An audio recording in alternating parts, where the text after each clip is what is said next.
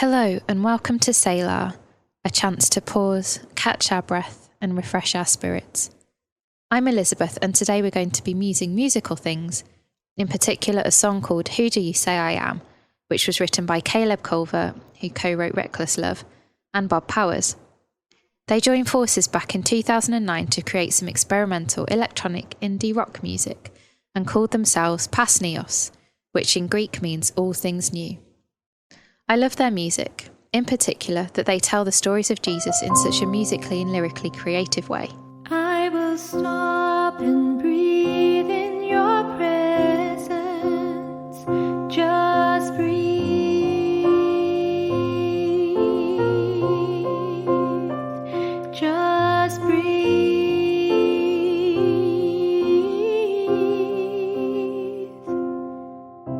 Who Do You Say I Am is the title track from their 2011 album, which, to quote Cross Rhythms, journeys through successive events in the life of Jesus as detailed in the Gospels.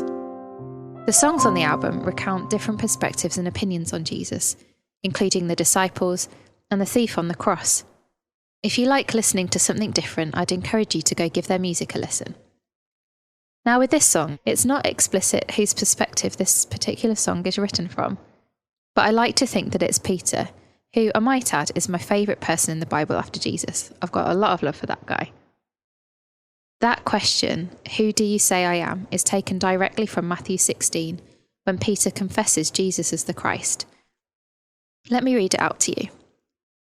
Now, when Jesus came into the district of Caesarea Philippi, he asked his disciples, "Who do people say that the Son of Man is?" And they said, "Some say John the Baptist, others say Elijah, and others Jeremiah or one of the prophets." He said to them, "But who do you say that I am?" Simon Peter replied, "You are the Christ, the Son of the living God."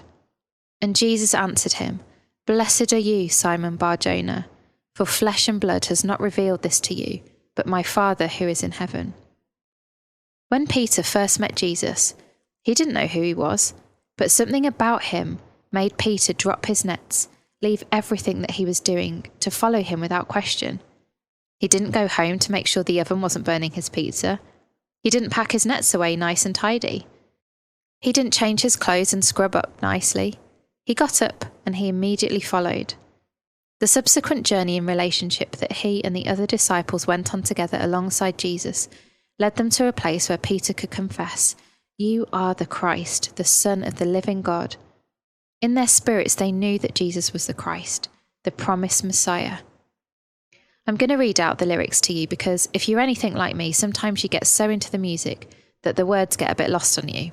So this is what the song says. "We've heard it all, the hate and praise equally. We all agreed he'd never hear us speak the slander aloud. The question hangs, faith hinging on the answer. The words come easily, as if we've known it for forever. It's not like we hadn't thought it before. It's not like the signs had escaped us. Every day was a wonder and a question to be answered for. It's not like we hadn't had the long conversations when he went off to pray. It just became clear. It struck us all in turn when the answer appeared and our spirits burned." It gives me goosebumps just reading that out, and I think the lyrics paint such a beautiful picture. Peter, the other disciples and Jesus would have shared living quarters, meals, I'm sure there would have been heated conversation, tears, joy, laughter, uncertainty, living life together as close friends and community. They would have listened to Jesus' teaching, soaking in his every word. They would have seen the way he treated people and went against societal and cultural norms. They would have seen his passion and observed his personal relationship with God. They witnessed miracles that he performed, and then they got to go out and do the stuff too. I wonder if they had ministry debrief over some flatbread and wine at the end of the day. The point is that they would have seen, and they would have talked. Think about when you're getting to know someone. You find out more about who they are the more time that you spend with them, the more time that you talk to them. And when you become close, like really close, you get to see everything that they are. In the song, I love the driving rhythm at the very beginning alongside the voices, as if you were about to be told a story that's a secret.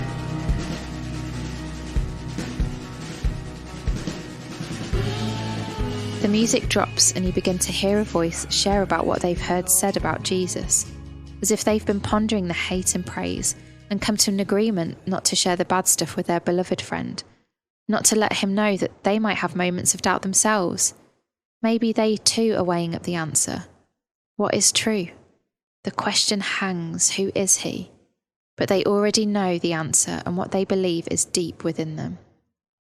The next line, the words come easily as if we'd known it for forever. That takes me back to Peter at the nets and leaving them behind. Maybe deep down in his spirit he always knew who Jesus was, and that's what made him follow without question. The song goes on as all the things that Peter and the other disciples have seen, all the conversations that they've had with each other, and the private wonderings of their own heart have opened up their eyes until it becomes clearer and clearer, and then, as the music drops, their spirits burn. As the music crescendos and the voice rise up after that line. That's my favourite bit. I picture Jesus standing before me as a human man, but then my eyes being opened for the very first time, and there he is, but in all of his glory. Jesus Christ, Son of the living God, fully man, my friend. What a thing to realise and to get your head around, but so simple at the same time that you could just state it as fact, because deep down you always knew. This is how I picture it for the disciples, and the hope, joy and wonder that must have been in their hearts.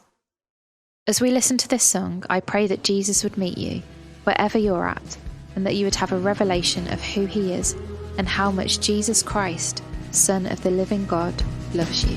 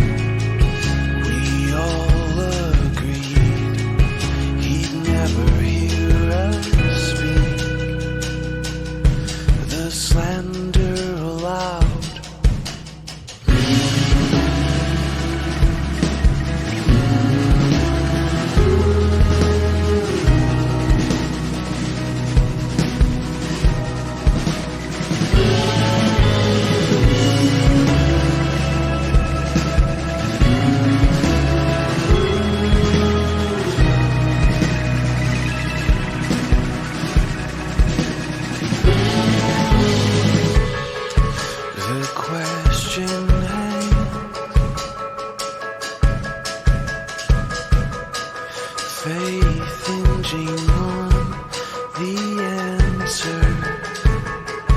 The words come easily, as if we've known it